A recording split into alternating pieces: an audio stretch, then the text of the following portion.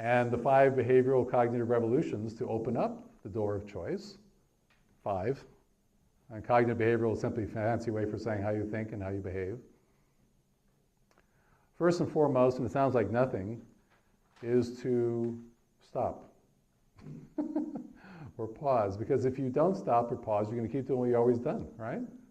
Typically. And that's not going to get you anywhere besides already where you got, right? So it means pausing. It doesn't sound like much, does it? It doesn't sound very active, but it's huge, absolutely huge. And then you can generate one option. Well, the option may be what you would typically do. Fine, generate that one, that's great. Or maybe doing nothing at all. Or maybe going on somebody's recommendation, or whatever you want, pick something. And we're still on pause now, right?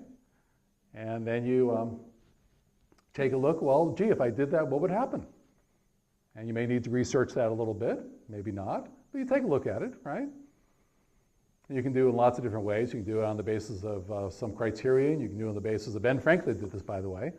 He said, put the option on the top piece of paper, draw a line down the paper, and look at the positives and negatives, the assets and liabilities. He said that. Ben was a very practical guy. He said, God helps those who help themselves. And that endeared him to me immediately. Okay, so you take a look at it, see where it falls out. Then you look at the trade-offs. That's the next step. And you notice that you gain this, but you give up that, right? You get this other thing, and if you go this way, but you give up the thing you would get with the first alternative. And so you have to sort of weigh it a little bit. And that whole notion of trade-offs usually doesn't come online until mid-30s, sometimes 40s. It's rare that it occurs earlier. And then you come to a point, after pausing, after generating one alternative, after generating 2, here's where you really enter the playing field, a second, third, fourth, fifth alternative, right? Because that's now you're on the playing field, aren't you? You're actually on the playing field because you have 2 or more. As long as you have 2 or more that you chose, that you picked, you're actually on the playing field of choice. And you're still in pause now, still in pause, right? And now you weigh that alternative, or second, third, fourth alternatives, you weigh that, and you look at the trade-offs on that one too. And that's sort of the next step, is the trade-offs, right? And then you pick something.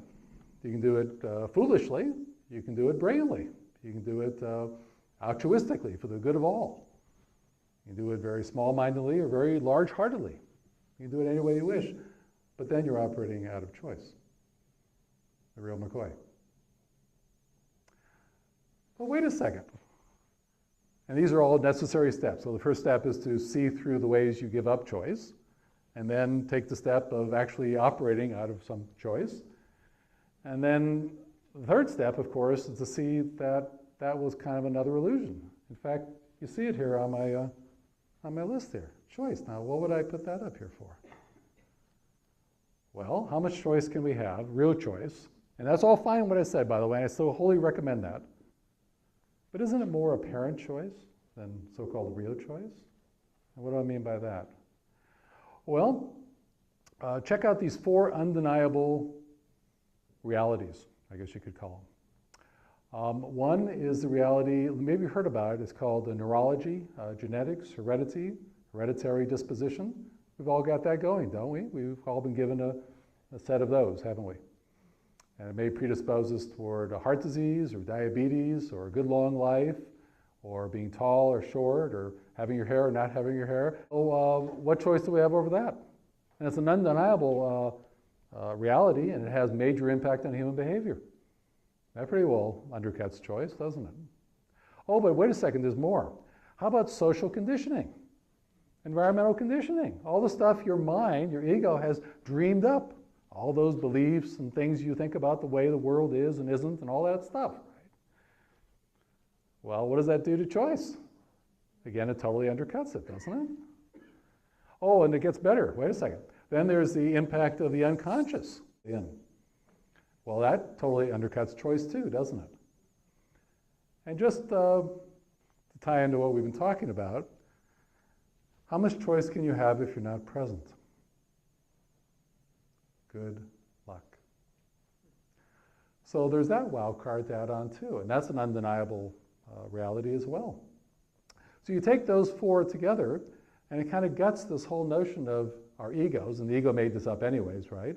So do I say throw it in the trash can? Absolutely not. Absolutely not. Just realize that you have some say-so, and you can use that program or that approach, that structure I gave you.